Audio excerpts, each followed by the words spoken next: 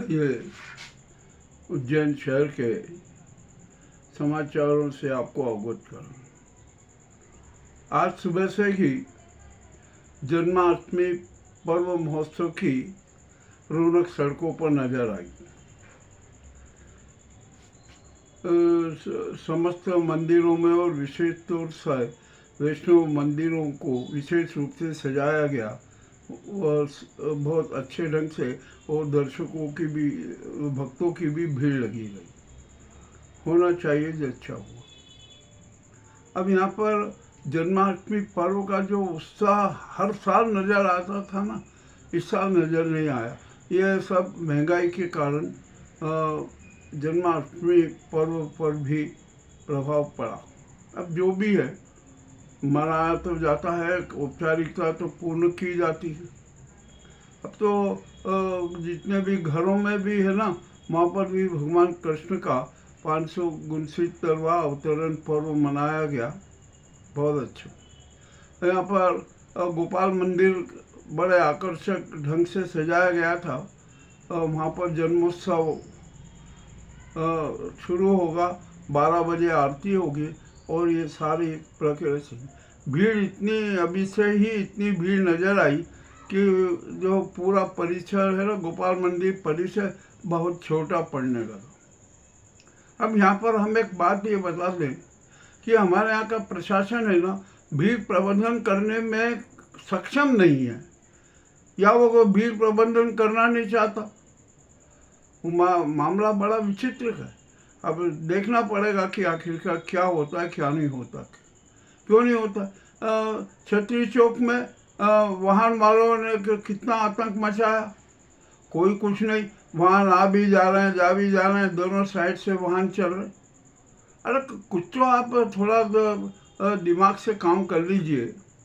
आप वाहनों का प्रवेश बैन कर दीजिए, सराफे से ही वाहनों का प्रवेश बैन कर दीजिए हर साइड से, तो क्या दिक्कत है।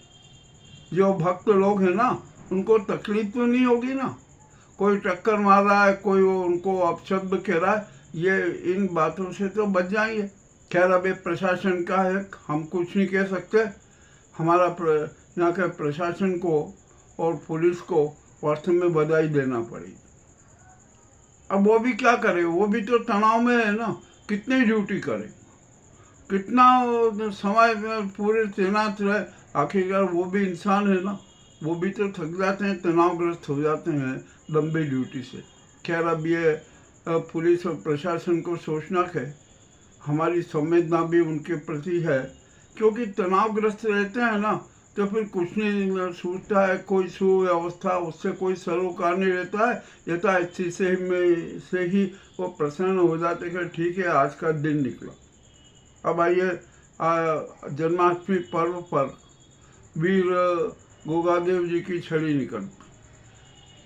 छतरी चौक से लेकर पूरे गोपाल मंदिर के हर तरफ मंच बने हुए हैं, वहाँ पर मंच सजाए गए हैं, बहुत अच्छे आकर्षक ढंग से साज सज्जा की गई है। वहीं गोपाल मंदिर की विद्युत साज सज्जा अपने आप में देखने लायक रही, बहुत अच्छा है। अब छड़ियों का सिलसिला चालू होने वाला है। हम जब ग्राउंड रिपोर्ट देखे आए ना, तो थोड़े मंच की तैयारियां चल रही थी और बहुत सारे मंच तैयार हो गए थे। और इस बार एक ऐसा लगा कि जो छोटे छोटे बच्चे हैं ना, वो भी अब छड़ियाँ निकालने लगे। ऐसे हमें 4-5 बाल मंडलियों के छड़ियों के दर्शन हुए। अब यहाँ पर सुबह से लेकर 9-10 बजे से लेकर अभी रात तक कृष्ण स्वरूप में बच्चों को सजाया हुआ गया था। बहुत सारे बच्चे मिले क्या कृष्ण स्वरूप में सजे हुए दिखे, तो ऐसा लगा कि बाल कृष्ण अब उज्जैन की अवंतिका की सड़कों पर आ चुके। और यहाँ पर सराफे से लेकर छतरी चौक गोपाल मंदिर पर तो ऐसा लगा कि जन क्षिप्रा लबालब भरी हुई है, लहरें उठ रही है भक्ति। ठीक है, अब छड़ियों का क्रम चालू होगा। मंच पर बहुत सजाए गए हैं। वहाँ पर मंचों पर छड़ियाँ जो निकालने वाले संगठन है ना, उनका स्वागत किया जाएगा, सम्मान किया जाएगा। और यहाँ पर लगभग हमने जब संख्या गिनी ना तो 40 से 45 मंच बने, और वहाँ पर हर पंथ, हर जो समाज का है ना, वो एक एक मंच बना। वहाँ पर छड़ियों के स्वागत का एक पूरा क्रम जारी रहा। ठीक है। अब करीबन 8:30 और 9 बजे बारिश भी हो गई, थोड़ी तेज़ हुई, फिर मद्दी हुई, फिर बंद हुई, और ये क्रम चलता रहा। और हो सकता है कि ये क्रम रात भर चलता रहा। अब यहाँ पर आइए हम बात करते हैं कृष्ण जन्मोत्सव की। गोपाल मंदिर से मनाए, महाकाल में भी मना, और अभी सांदीपनि में भी रात को होगा। इस्कान में भी मंदिर जन्माष्टमी पर्व मना, वहाँ पर भी एक यात्रा निकली। ठीक है, निकलना चाहिए, अच्छी बात। यादव समाज ने का भी एक संचलन निकला, उनकी वह एक भगवान कृष्ण की शोभा यात्रा निकली, उसमें समाज जन एकत्रित हुए। ठीक है, अच्छा है, होना चाहिए, अच्छी बात है, निकालना चाहिए। अब यहाँ पर हम बात करते हैं, बड़ी विचित्र स्थिति हमें आई। अभी हम जब आए ना सड़कों पर, तो कचरा ही कचरा नज़र आया।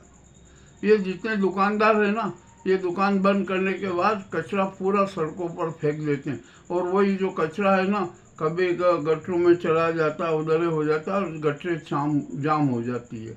यह भी स्थिति हमें देखने को मिली।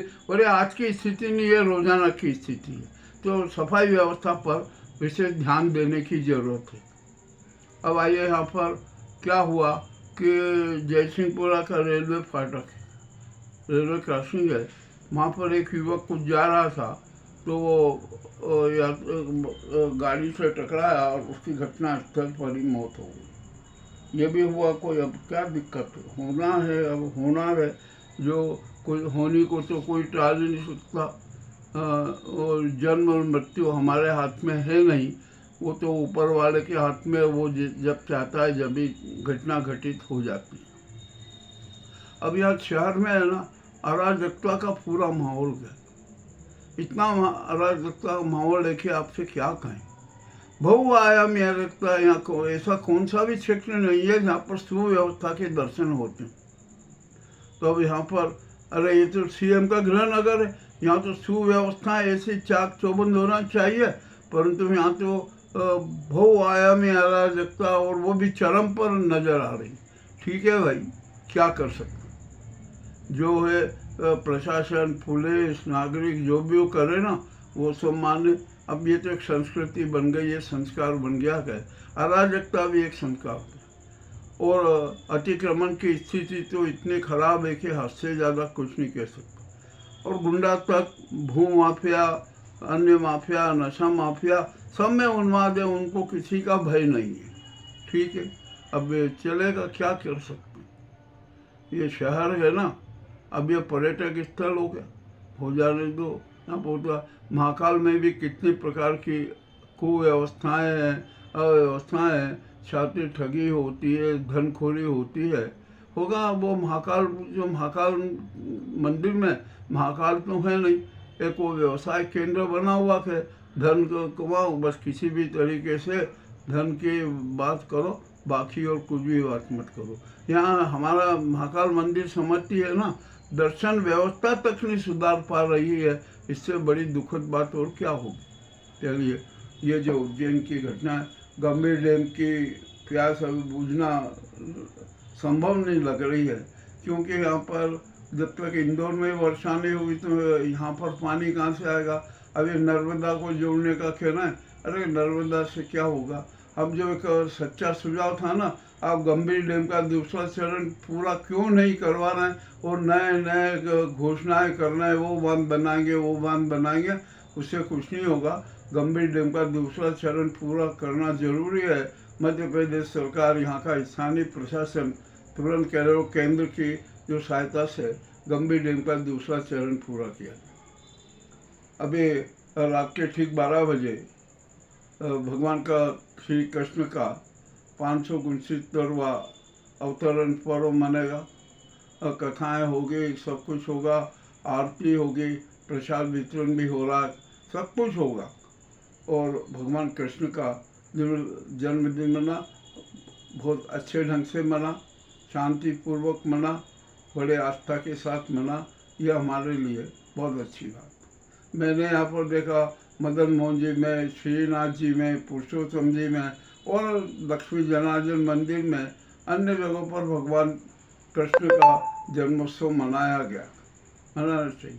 अब हम बात करते हैं अब कल की। आज जन्माष्टमी पर्व संपन्न हो गया, भगवान अवतरित हो गए, कृष्ण सब कुछ हो गया। अब कल है ना, मंदिरों में नंदोत्सव मनाया जाएगा। मनाया जाता है, बहुत अच्छे ढंग से मनाया जाता है, आकर्षक झांकियाँ रहती है और बड़ा उत्साह झलकता है, सब कुछ होता है।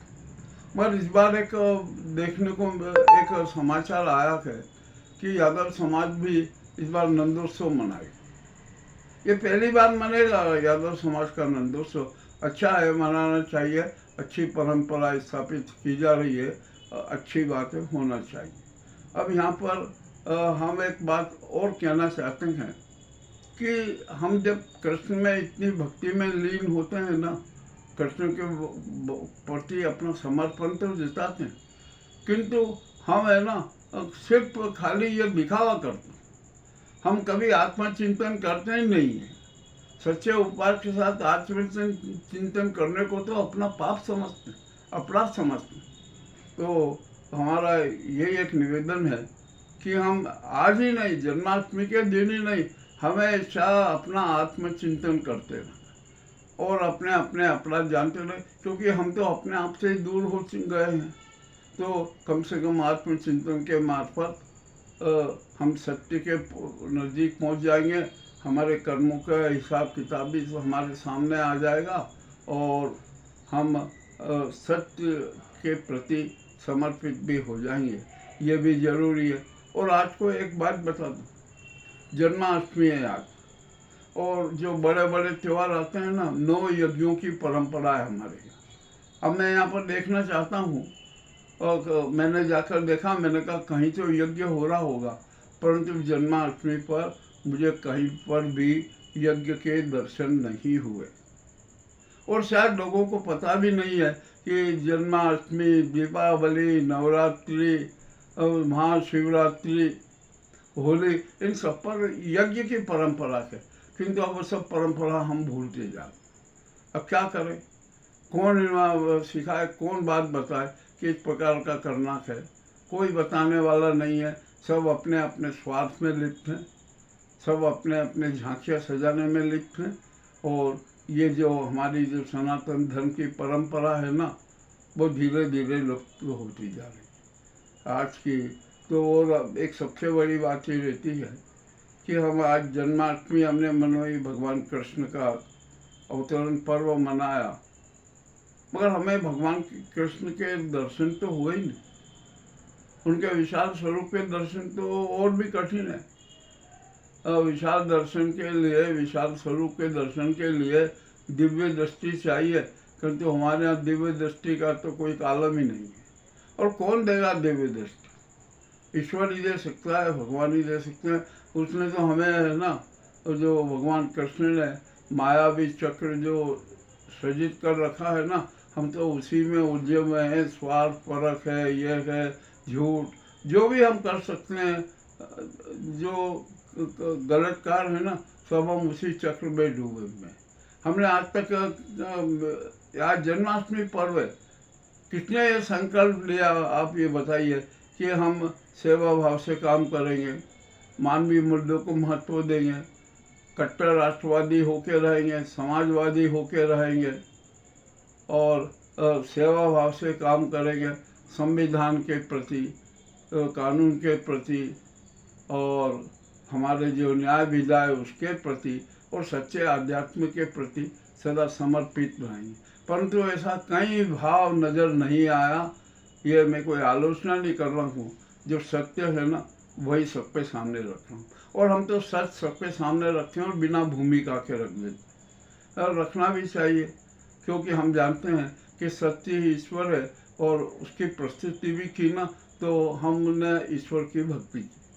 अब गोगा देव छड़ियों का कांडवा भी आएगा, धीरे धीरे कई अलग अलग खेमों में आता है और वहाँ छत्री चौक पर सब एकत्रित होते हैं, उनका वहाँ सम्मान किया जाता है।